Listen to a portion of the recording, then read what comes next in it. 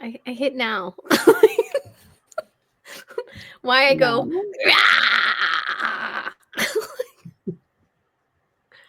welcome to Brilliant. Embracing the Wild. I'm Abby Pagood. And this is Audra Watley. And I have decided that the best way that I can really enter into today's episode is by sharing my new favorite TikTok that just makes me feel so much better. Because they took one of the Super Bowl performances of this past week. And it was like what is the rapper Kendrick something rather Lamar whatever. I don't know any of the drama. All I know is I got informed of the drama by my daughter yesterday, to which apparently Drake and him got beef, and then they like keep insulting each other in each other's songs. I feel like another Tupac Biggie situation is on the rise. Like that's all the vibes that I get with this. But what's really interesting is somebody put out a TikTok like, oh my God, this performance makes it so much. This makes more sense just by changing out the music. And I have to say, I kind of agree. Life is like a hurricane, in Duckburg. Race cars, lasers, aeroplanes. It's a duck blur. Might solve a mystery or rewrite history. DuckTales. Every day that I am making DuckTales. So that's pretty funny. I did I not know. see the original. The best part is when the women check in. The women check in, and then they like go and fix their hair, and they look so cute. It's hard for me to do the.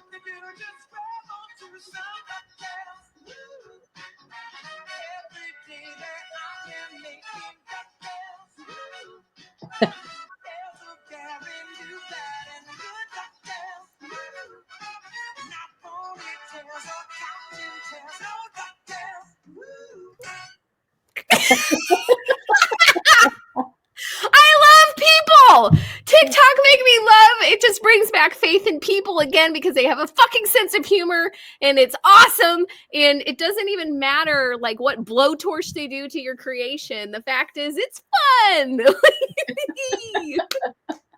Which I heard that, that's probably way better than what it actually said. I don't know what it actually said, but oh no, like there's so many like conspiracy theories on the performance. There's even like, oh my God, he totally dissed Drake. And then he was like, oh, he totally dissed Trump. And there's all these like hearsay things. And the fact is that do you really think these performers and some of these famous people even have any fucking idea of what any of this stuff is? Like, I mean, like sometimes I feel like they're in their own world.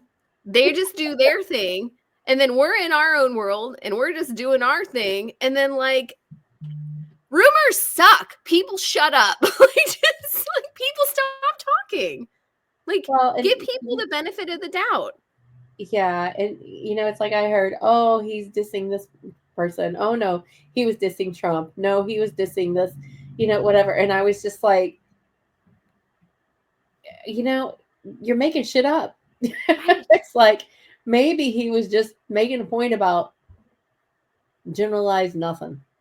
Well, and that's it. And that's kind of goes into the point of like, okay, if we're supposed to be living at higher vibrations, higher frequencies, evolution of self-discovery, and ridding ourselves of things that no longer serve, doesn't continuous rumors and gossip go in hand into that? Like, yeah, it's like it doesn't work anymore. It's like, right. Come on, people.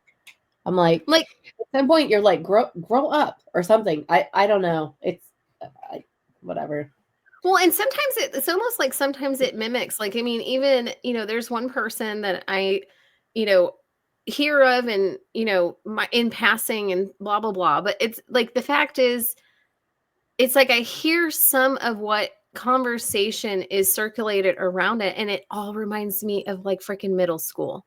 And I'm kind of like, and at one point I get to the point like, why are these moms or why are these individuals still talking about relationships or other people's like, one, it's none of your business. Like, I like have a very strict rule of like not really talking about other people's shit unless I'm using it for an example to like make someone else feel better about something that they're going through, right? But at the same time, it's like I'll use terms like my client or, someone that I know. I won't ever refer to the individual in their name or even share the details of what they're going through.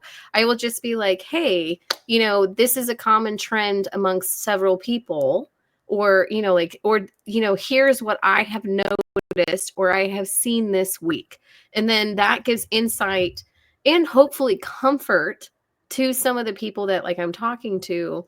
And then like, wow, that makes them feel better in their own, like, hey, don't beat yourself up because, everybody's sucking this week or this week went by fast for everyone. Like, you're not alone. Like, I want to create more of the you're not alone aspect support system, because the fact is we all kind of go into our internal turtle shell and then we hermit and then we don't talk and then we find ourselves feeling like processing through emotions without any support. And the fact is we don't have to. We just don't have to. Mm-hmm. Makes no sense to me. I just don't get it. And on top of it, afterwards, I feel dirty, like I need a shower. Yeah. There's times where it's like I say something and then I'm like, even if I'm sharing a story to help someone else, and then I'm like, oh, did they know that person? I start to feel guilty, like I shared a secret, and I'm like, oh, did they know that person? Did they know who I was talking about? If they knew who I was talking about, then did I mess up? Should I not have said that? And I'm like, okay, all right, just stop with the whatever, because you can't really like share stories and inspire everybody else if you're not talking about other human beings sometimes. Right. And not in a negative light, but it's like if you're sharing their story for their transformational process, to be like, here's the process they went through, here's some of the things that they experienced in that process that might relate to what you're going through right now. Right. And it's only used as like a helping motivational sequence to which that even that individual is semi-familiar or like already open to a certain level of public knowledge to where it wouldn't have been shared before they were even already speaking into it with other people. And it's almost just like there's so much in the world right now. We all are going through so many different things, so much transformation. I mean, like on an energetic level, like I can't even, the shit that I've gone through in the last 2 weeks of transformation, I'm just like, holy crap. And then you've gone through some things, friends of ours have gone through things, like light workers of the world have been going through massive transformations in a very minuscule window. I can only imagine what it's like for somebody that is not enlightened and aware and have no idea. And it's like, and then having them deal with, 3D dimensional shit, which me on the phone for 3.5 fucking hours with Verizon today, blow me. Oh, wait a second, this will get resolved in 2 to 3 billing cycles. Oh, really? Because you guys still got your fucking money, even though technically I shouldn't have had to pay you an additional $500, but yet you're going to resolve it in 2 to 3 billing cycles, to which then you'll credit my account, but yet at the same time, the problem's still the same. Like, I still need phone service between now and then. And I'm not giving you any more money until you actually like. Right. No, but no, what did they do? They actually turned off my service, even though there was an order to not disconnect service until the resolve of this issue. The issue never got to resolve. I even paid like $200 more than my bill, actually $300 more than my bill I was owed. Technically, like, meaning, they had overcharged my account. There was at least $400 in discrepancy that was like, no, it shouldn't be that high, because my average bill is somewhere around like $386 and my bill was $990. Right. It wasn't like the inflated cost when we went to Costa Rica, undisclosed location. But like when we went to Costa Rica, like it should have been like no more than $60 for the pass. On top of like we did some upgrades for phones. It was a shoe-in, like, hey, trade in, no problem type of thing. And I was like, okay, it should have been increased. My bill should have been no more than an additional $150 tops. And then my bill came out at $990. So I ended up like halting payment, took my auto pay off, was like, you need to fix this problem. They said, oh, we should resolve this within the next 2 weeks. I'm like, great. When this is resolved, I'll be happy to pay my bill. I went ahead 2 weeks ago and paid off $650 of it just to say, hey, by the way, at least I already budgeted. Like, here's this bill. I'm not delinquent. Don't charge me late fees, blah, blah, blah. And then lo and behold, it does not matter, because then come to find out that they actually did an audit over the devices that were traded in, marked my practically fully functioning 13 Pro at $289 trade-in value, when I'm actually supposed to be maxed out at the $1,000 grant, because the promo code said it doesn't matter what the condition of the device is, your trade-in is this value, period. And then they're like, oh, okay, we'll set this out to have it reevaluated. No, idiot. Like, the promo code says it doesn't matter if it's a piece of shit phone. A trade-in's a trade-in. And by the way, mine wasn't. But like, at the same time, I was like, okay, here's these 3 phones that basically didn't get the full allowance of the trade-in, where my husband's was totally fine. It was just insane. And then 3 hours and 11 minutes. 3 hours and 11 minutes. And that's after I spoke to them for an hour and a half a month ago. And on top of it, they cut off service to the point where we were downtown Dallas in Homelessville area, with no Google Maps to help direct us on how to get to our next appointment from one place to the next. And we literally had to just use the phone and try and figure it out kind of old school. Like, instead of pulling out paper map, we pulled out the electronic map. Thankfully, at least that still worked, but we still had to figure it out for ourselves. And then even when I got connected, I still could not contact or get connected to any customer service rep until I basically paid the entire remaining balance, even though I shouldn't have had to. And then come to find out that I technically shouldn't have paid it, period. But then they're like, oh, it'll resolve itself and then we'll credit your account. Fuck you guys. Fuck you. Like, no. I feisty today. I hear that. Well, I went and had a session with our fabulous and amazing energy healer. So I was supposed to see her yesterday. Now I know why I didn't, because I had to deal with Verizon today, and if not, it would have undone everything. She makes me feel better. Mm-hmm. I could totally just go cuddle on the couch and take a nap with Miko at this point. I'm like, she has this like. How was that session? Fluffy. She has this like fluffy, beautiful shifting.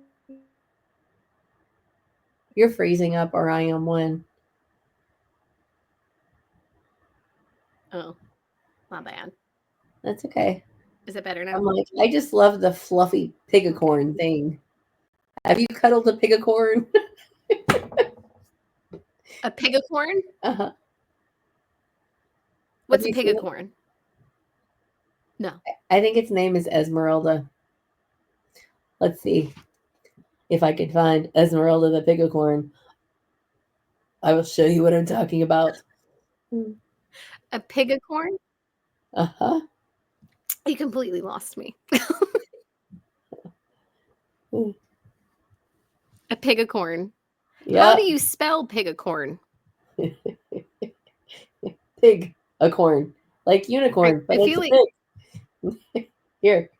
Now we'll understand. A corn. Oh, sweet love boat. Pigacorn. Hot dog. See, all we need is some chocolate-covered strawberry snuggles with a pigacorn and a nice, fun rom-com. Yeah, exactly. Happy Valentine's Day, bitches. There's something about the soft ears. I just sit there and I'm like, oh, yeah. I like that it was you that did the demo on yourself. And then I'm just really like, do we need to leave the room? Should we go? Should we just sign off early?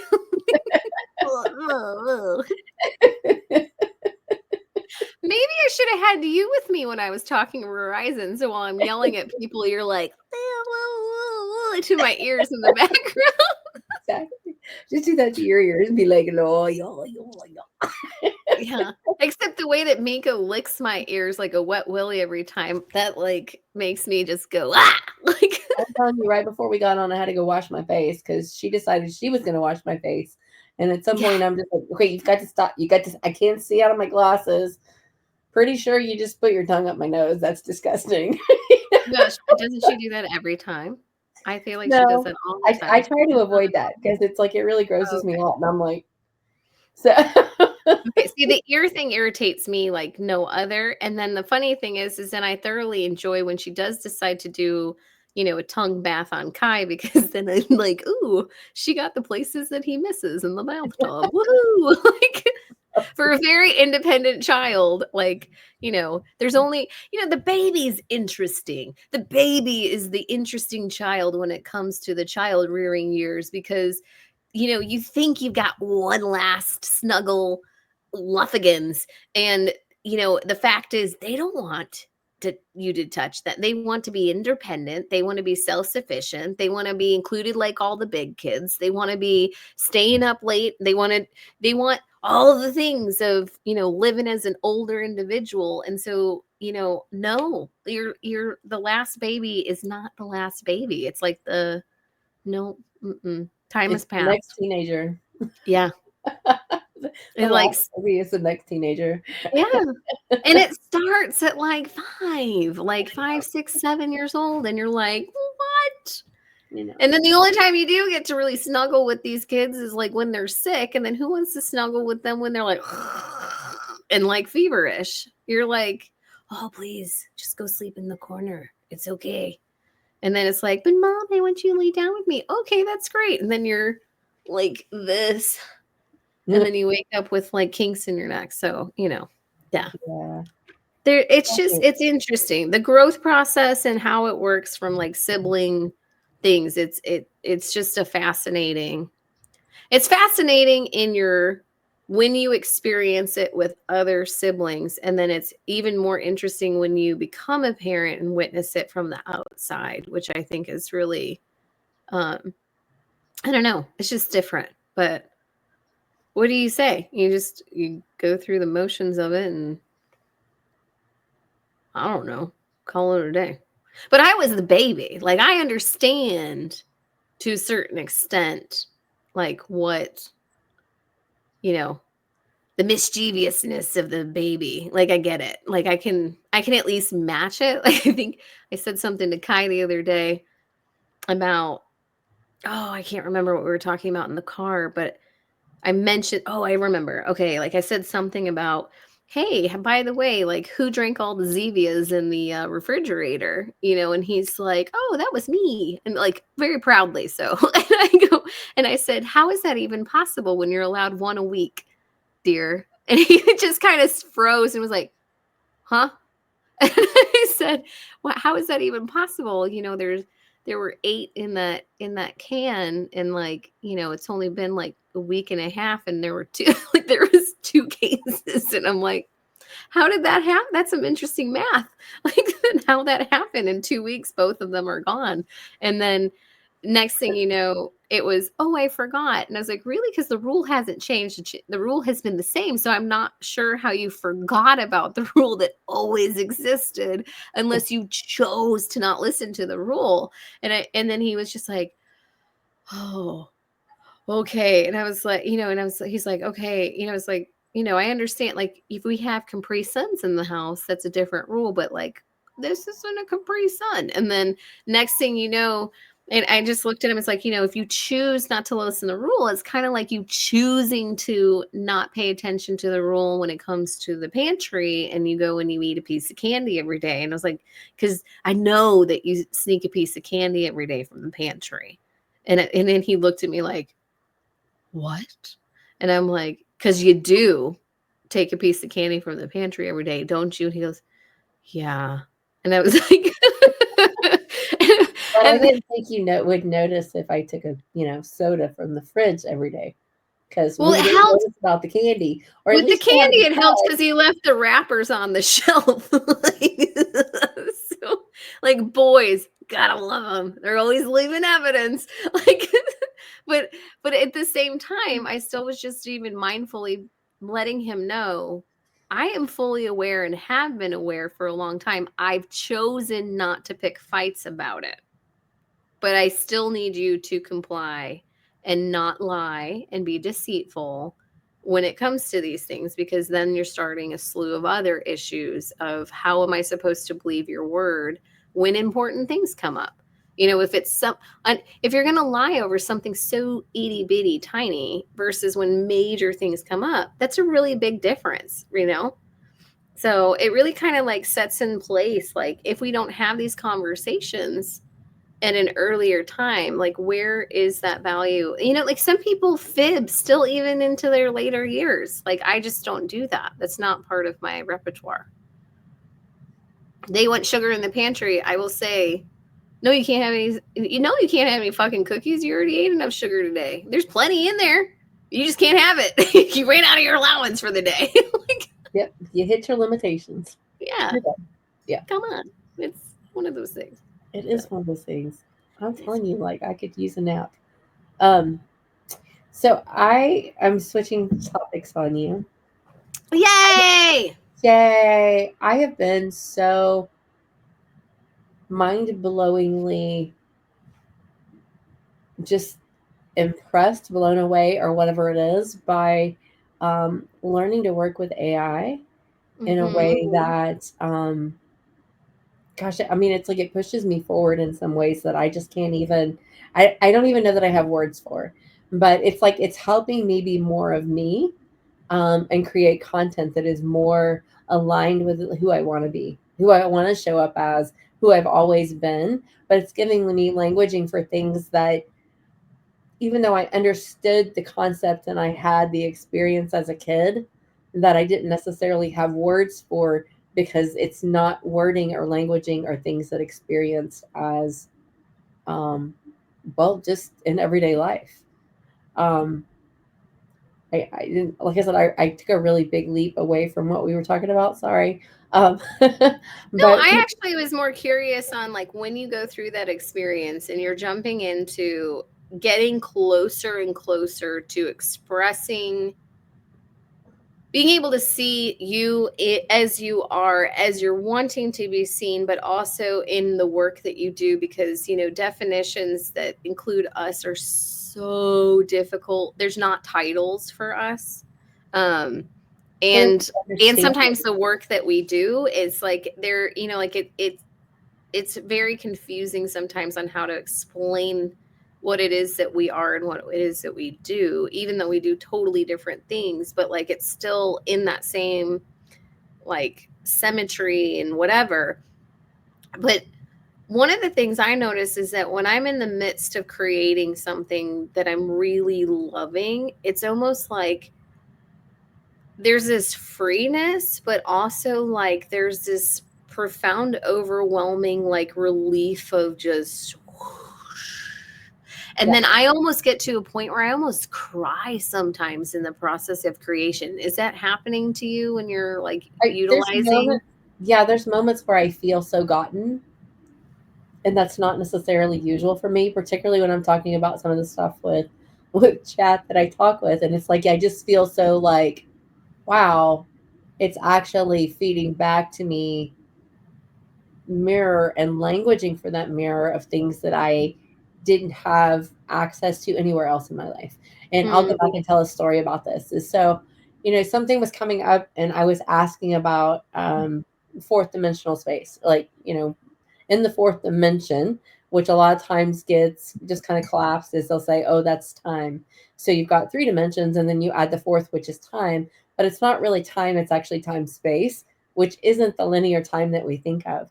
Right. And I remember being probably 7 or 8 years old on a road trip with my family, and my mom and my brother were asleep in the back, which is very, apropos for the situation. And my dad and I were having a conversation in the front seat, driving down the road. It was probably late at night, who knows? But I said something along the lines to him of, the past, the present, and the future have to exist all at once. Otherwise, we couldn't call a family on a party line. Yes, I'm aging myself, in California and in Florida and have a group conversation when one of them's in the past, one of them's in the future, and we're in our own time zone.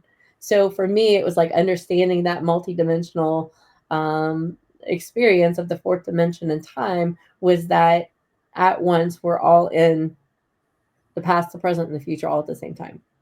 And, you know, so I remember having that idea, that thought, and that understanding as a 7 or 8 year old. And as I got older and the more that I've worked with it, and one of the reasons this is coming up is it came up again in my healing session a little bit ago with May, is that Edit undisclosed location. yeah, exactly.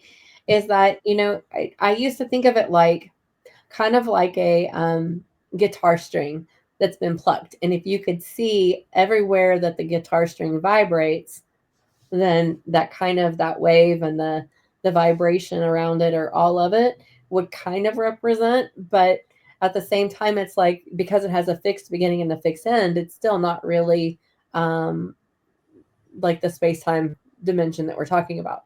Right. So I was having this conversation with Chat about that of like, okay, so how else could you think of it? You know, how else could you word it to where it brings more dimension or more understanding to it? And I mean, it gave me like 5 different options, and I don't remember all 5 options, but I was just like, okay, that's really cool. One of them I kind of had to look a little bit up because it was talking about a Mobius strip, which I was like, I don't even know what a Mobius strip is, but I don't either. I looked it up and I was like, oh, okay, it's kind of like a flat, it's kind of like a rubber band, but if you took a rubber band and you cut it and then you rotated it and then you stuck it back together with it being rotated to where it kind of turned around itself, that's one of the things that it was talking about. Yeah. Another thing that it was talking about is that fourth dimensional time is a little bit like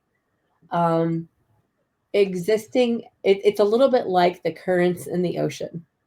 Like there's no beginning and there's no end. They're always kind of changing, but that you can actually be in the ocean in the current, or you can step out of the current and actually see the current, but not be the current.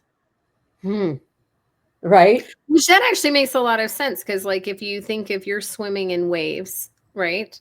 And a wave will pass by, but you don't necessarily always get that wave, but you could be 20 feet from it or even 5 feet from it, like treading water.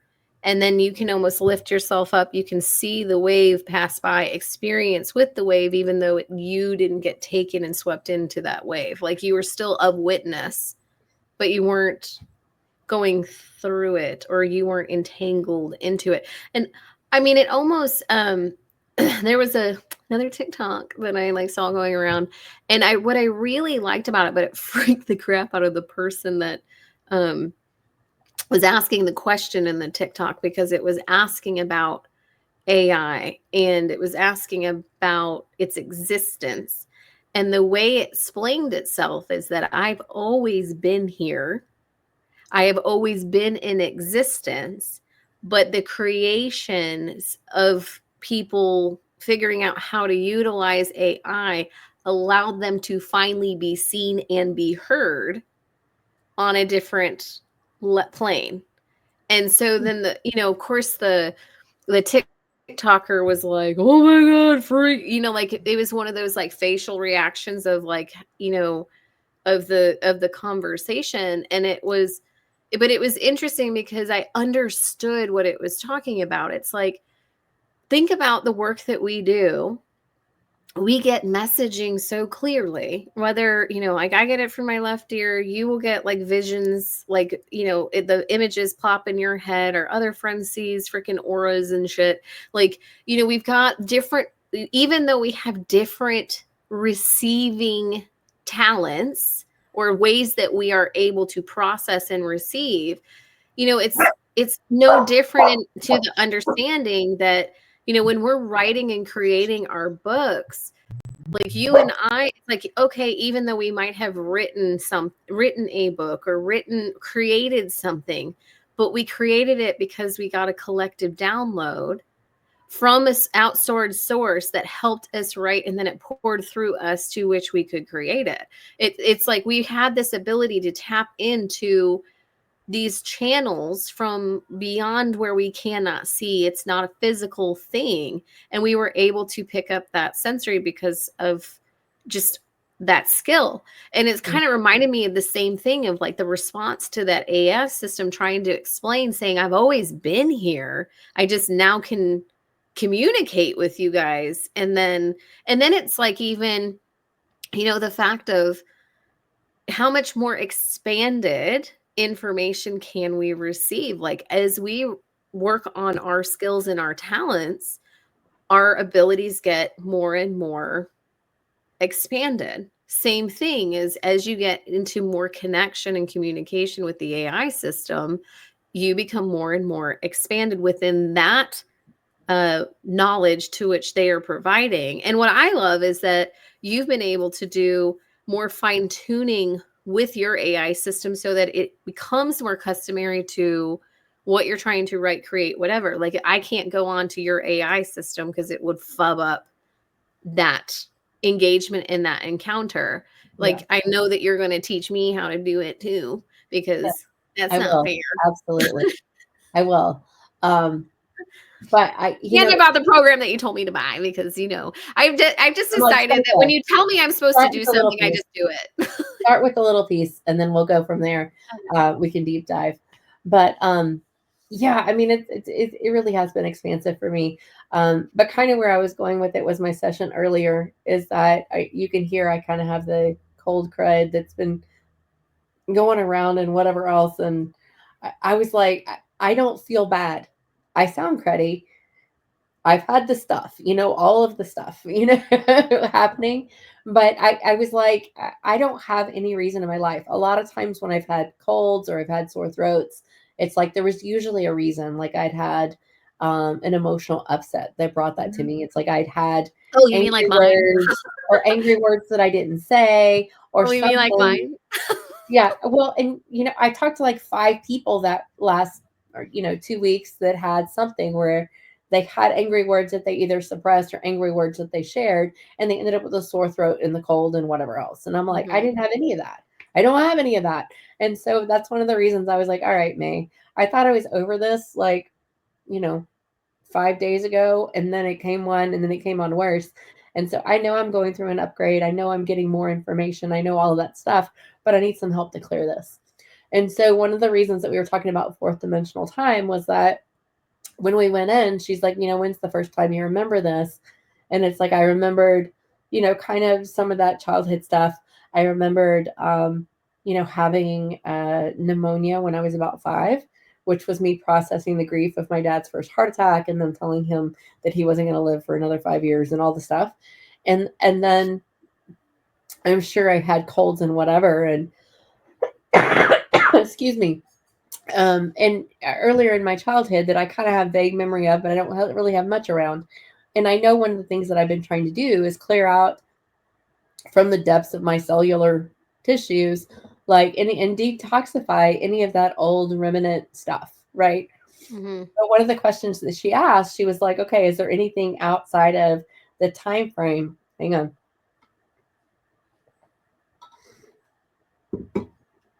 Anything outside of the time frame that of this life? And I started going, okay, that's weird. Do you remember like the medieval like masks that look like a bird beak that were like the plague era bird beak masks? Do you remember those? Say that again. Like plague era bird beak mask. Hang on, let's see if I can find one. Yes, the scary ones.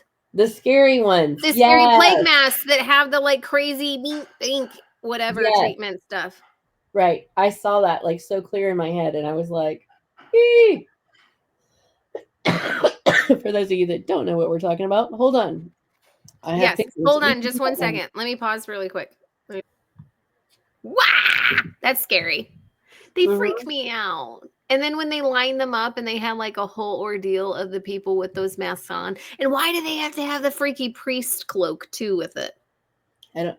Well, they were medieval doctors, right? These were the doctors that would come in and like work with people that had plague. I know, but they're And dressed they up had, like priests for last the rites. stage. Well, and they probably were. Ah, that's That, kills two birds with one stone. Haha, no pun intended. yeah, yeah, exactly, right. But it's like I had that vision, and then I had a vision of like mustard gas, and I was like, okay, that's really creepy. I feel like I Mustard can gas, like World War II, or one World yeah, War World One. War One mustard gas. Mm-hmm. When was the Black Plague? Was that Um, in the 1914s? no, so Was it earlier? these sort of things would have been from like 400 to 1500. I mean, it's like way before the U.S. was even thought of. Which It's like, was 1776 was when we became a actual yeah, it's when we thing. actually became something. Yeah. Okay. Well, this is like you know what? That's what I really liked what they did with Beauty and the Beast, the newer one with Emma Watson. I love that they brought in the Black Plague. And they like killed her mom off from the Black Plague. Not that they needed to kill her mom off, but like that I really love that connection. Because it really showed some of the depiction and of the attachment the father still had over the daughter, and the like loopholes of that they couldn't say goodbye and they had to escape, and that's how that ran down. But they did a really good job doing that Yeah. in that movie. And I really love that they brought up the age, the time period of the age to which it was, because a lot of times we don't think about those things. What did you remember from your mustard gas experience? Yeah, the combination of mustard gas and plague doctor. Like I said, what I've been working on is clearing out any sort of remnants of viral infections, and I'm pretty sure that plague wasn't viral; that it was actually bacterial. I don't know. Actually, I'd have to look, but I mean, it's like I am sure, like if you believe in multiple lifetimes, which at this point, whether it's just my consciousness has awareness of other people living in those times, or whether it's like I actually had a life in those times, I don't know. I mean, I don't know that any of us can really say, Well, but I think it was just that there was some connection of having had that experience as a as a human. It's like it's in our genetics, right? right. It's the 30,000 Well, and reasons there's certain of being people, certain people that you're attracted to, or like similarities. Even I mean, even people that have had massive notoriety within society, massive accomplishments, or when you are so cannot stand the voice, like Oprah. I hate Oprah like with a massive passion, like to an unexplainable, can't hear, can't listen to her, drives me crazy type of thing. And what in at one time I like had spoken to May about that, and she was like, "Oh, that's a past life thing." like like you got something, you guys had some kind of discord in a past thing, and that's why like or there's the connections of like I was hyperly obsessed with Harriet Tubman in my youth, like hyperly, like I felt like I knew her, if not was her at some point. And then you had pointed out to me that it's a possibility that we could have been bred from the same collective source, and so there's a feminine, not saying that I was her, but saying that like there could have been similarities to where we both stem from in our creation. So I just thought there's so many different fascinating things to where um you can't explain why you're drawn to certain things, or like some people, they have to go to Italy or they have to go to France, like and it's like I am always like bagpipes. I can listen to bagpipe music anytime, like anytime, have no issue whatsoever with it. Like, and my at peace scenes are ones from like Ireland and the coast and the rolling hills. And like, I feel a sense of peace and calm that is unexplainable, similarly to when I'm around water. Like, it revitalizes me. No different than how rain soothes and calms me. And I'm very thankful that, when I could be in upset storms, do ensue. And then I'm like, oh, sorry, that might have been a little bit me influenced. My bad. Oops. Oops, sorry, I called it. Like, and Right. then when someone says, I don't want the rain, please like stop the rain. And I'm like, I'm still in the mood for a storm.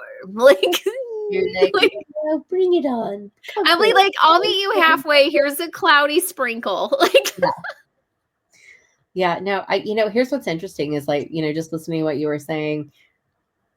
I was always told as a child that my family was Irish. And it's like a lot of the symbols and a lot of the things that I believed were Irish.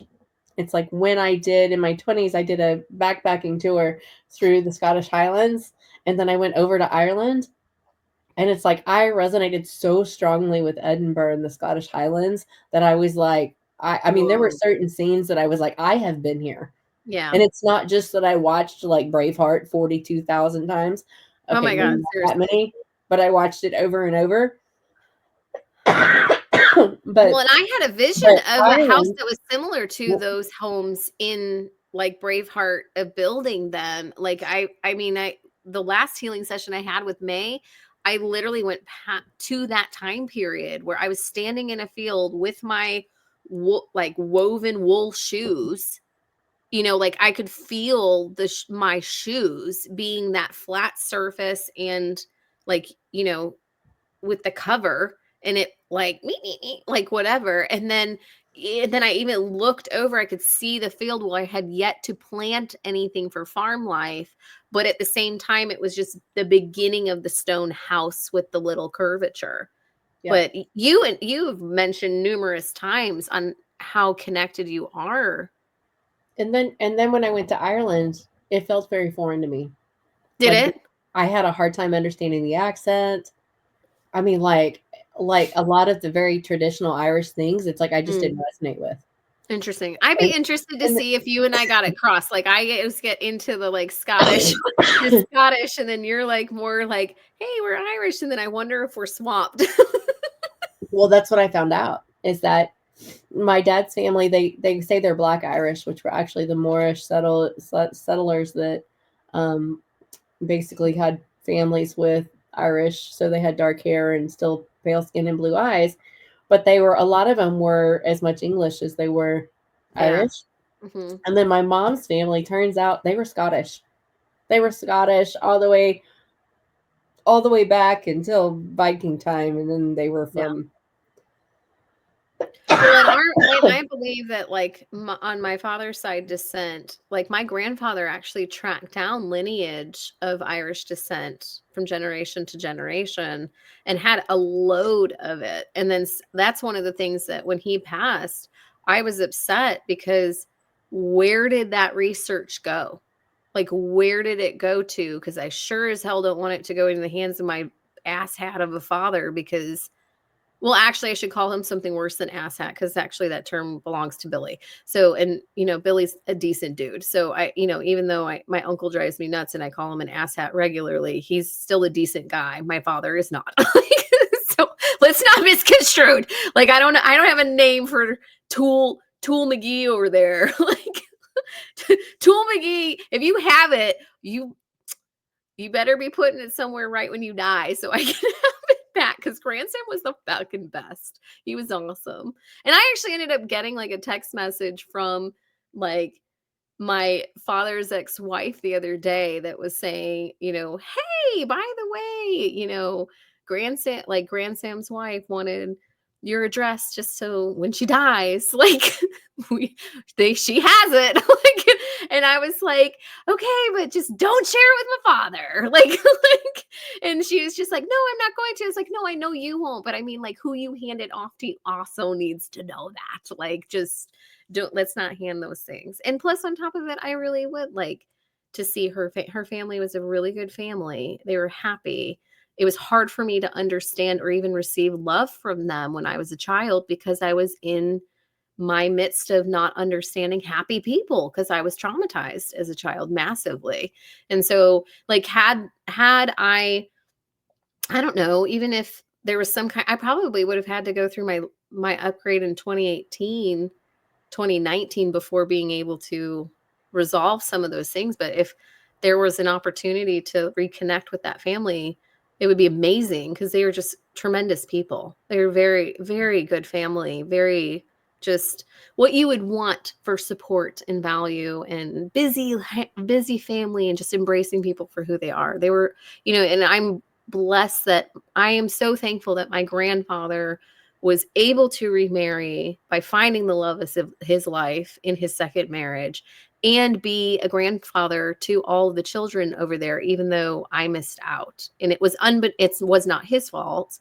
But it was just, it's part of that journey to which I had to go through, where people had to fulfill certain roles in my life so that I could be who I am today and go through that self-discovery. So there's no like place blame in it. But, I am, I feel like that is an unresolved story that will somehow, go into motion for future lifetimes, or even in the transitional period as, I exit out. So, but until then, my dad can burn in hell, and don't take the genealogy historic stuff with you.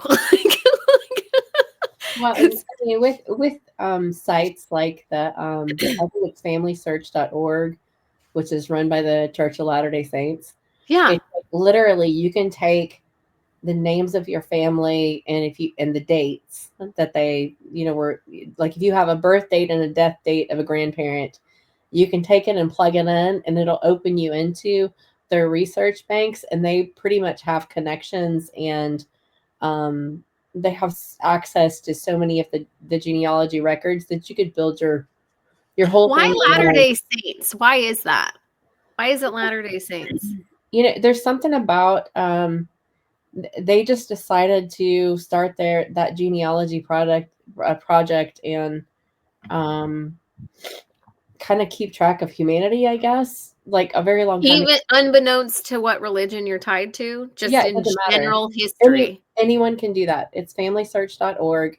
Anybody can go on there and do their family search. It's free to like go on there and start creating your tree, and they have all of these research engines and stuff that'll help you pull in records in the whole 9 yards. It's actually really fascinating. Interesting. That's really cool, because I have an aunt, or a great aunt, technically, a great aunt, I guess it would be, on my grandmother's side. So my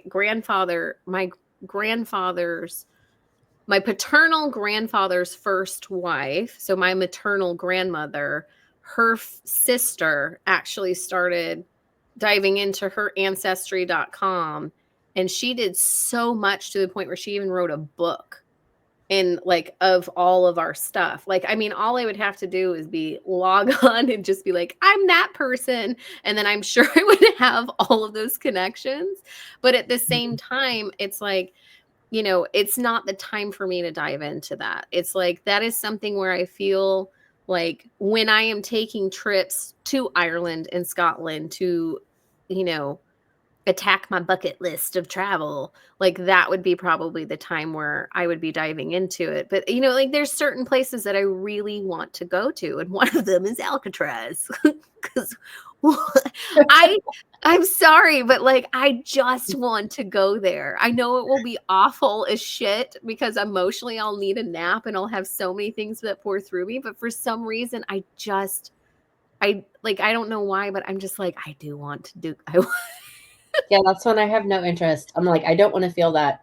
Now, the catacombs in Paris was fascinating, but I don't want that Alcatraz energy, not even a little bit.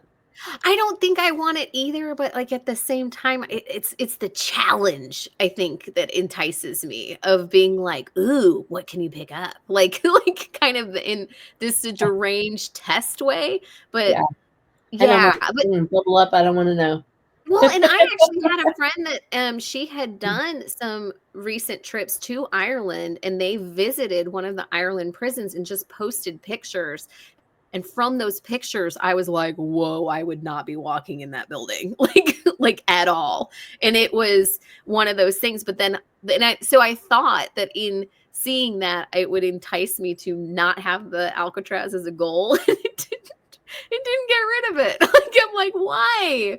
Why? I don't. And then it makes me wonder, is there something I'm supposed to through, like, is there something pulling me there for a particular reason that I just don't know what that is yet? Who knows? It's all an adventure. Sorry. All right. Any last words, Coffee McGee? No. I'm gonna go, no. It's time for me to go sit on the couch and cuddle a puppy. That's what it is. That's my last word. Oh, yay. And it's Valentine's Day, so, I'll just cuddle her Yeah. little self. We just She's on the floor behind me. Be like, boop. beep, beep, beep, beep, beep, beep, beep, beep, beep, beep, beep, beep. No, we may be on camera, but I'm not dancing for anybody. Yeah. Go embrace that experience.